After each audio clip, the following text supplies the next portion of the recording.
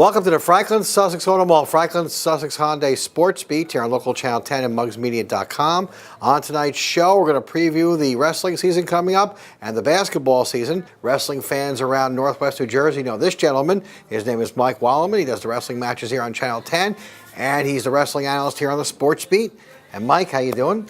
Good, Jared. Back at it again. It's your time of year, Mike. You love this time of year. A lot of things going on in wrestling, so fill us in. Who are going to be some of the top teams there in Northwest New Jersey? Well, we'll start off first, just kind of get everybody caught up. Big changes in the offseason, massive statewide realignment to try to get an equal number of teams in each district. Region 1, as we knew it at Wallkill Valley, is no longer. Only 16 teams remain in that region now. They realigned all the districts, all the regions. So we'll just take a quick look at what's going on as far as our local teams. District 1 now has High Point, Newton, and North Warren. And that district will be at Ramapo this year, Pascack Valley next year. District 2 is now the Kittatinny district with Jefferson and Pope John. Those are the only locals in District 2. Over in District 3, Sparta, Vernon, and Wallkill, that's going to be at Don Bosco. And Lenape Valley is going to host District 5. Big changes for Lenape Valley, obviously. First of all, they're hosting the district, and Bergen Catholic, the top team in the state, coming into that district, making it a lot tougher there. But Lenape is going to alternate that district with Bergen Catholic. Lenape will host this year. And Opacon's over in Region 8. Lenape and Opacon are in Region 2. The rest of our locals are in Region 1. So big changes as far as realignment goes. And obviously, it's sad to see Wallkill Valley will not host a region anymore. I say it all the time. You know, we walked out of there last year after 33 years. You figure They did a great job. They sure did. And after 33 years, you never would have thought that was the last time. It was changes came swift after the season was over, and that's where we are. But yeah, we thank Wallkill Valley for all the years of hosting and being so good to us over there. As far as the season goes, we should have some really good teams this year, I think, and some teams that are going to challenge for sectional titles, as always. We'll start off with some teams that have kind of been hurting numbers-wise. Vernon has a new coach, Kevin Gocklin, and people remember him. He wrestled for Vernon up until about 4 years ago. We graduated in 2012, was a district finalist for them. He takes over a program that's obviously been short on numbers the last couple years. Cole Nagel, their district finalist, is gone. He's got a few kids coming back there. Roman Moss has been a 4-year starter for them. He was 12 and 11 last year. Mike Alvarez, a senior at 220, was 4th in the district 2 years ago. So those are the kind of kids he'll be counting on to lead some of the younger guys in the lineup. Wallkill Valley, they added another Churchill to the coaching staff. Jeff, the father, is the head coach there. His sons, Kevin, and now Steven joins the staff there. So the 3 Churchills are running that program.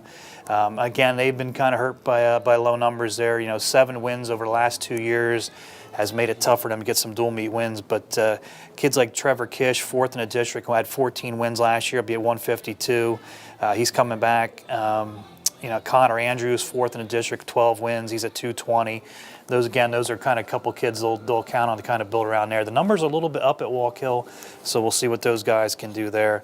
And over at Opacon, you know, another program that's had difficulty with numbers. I think last year they only finished with about 6 kids on the roster. But you know, Eric Fagerman's done a nice job there over the years. You know, when he has kids, talented kids there, they've done well. This is his 17th season.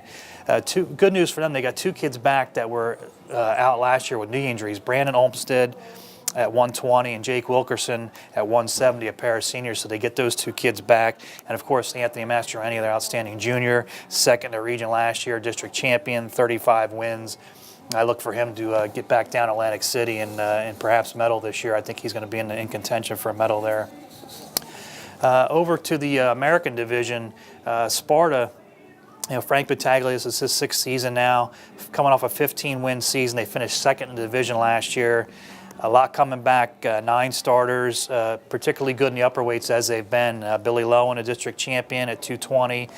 Zach Herbert, 2nd in the district last year, 26 wins. He'll be at 220, 285. And then Robbie Gannat, the junior, 28 wins in the district runner-up. He's going to go down to 195 this year, so they can get all 3 of those kids in their lineup up top. They'll be very formidable there. And they have some balance through the middle and down low. Tough section, obviously, with Paramus, that North 1 Group 3 section. Paramus is very good, but Sparta is definitely a team to watch, and a lot of new kids coming in there as well.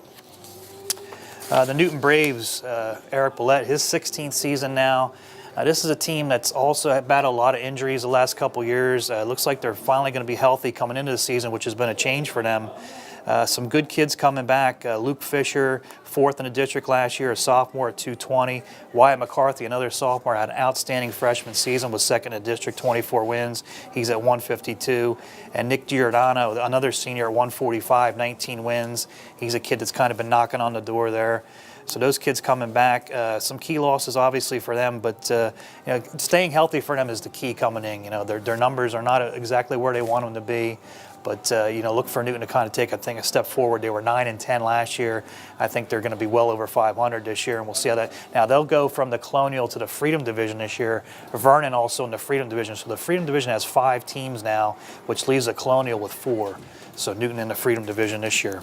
Okay, Mike, we'll take a break here on the Sports Beat as we come to you from the world-famous Franklin Sussex Auto Mall. By the way, you're sponsored by Orr's Clothes for Country Living. The Orr family, been there for many years in downtown Branchville for all your winter needs, hunting needs. It's Orr's Clothes for Country Living in Branchville. Let's take a commercial time out.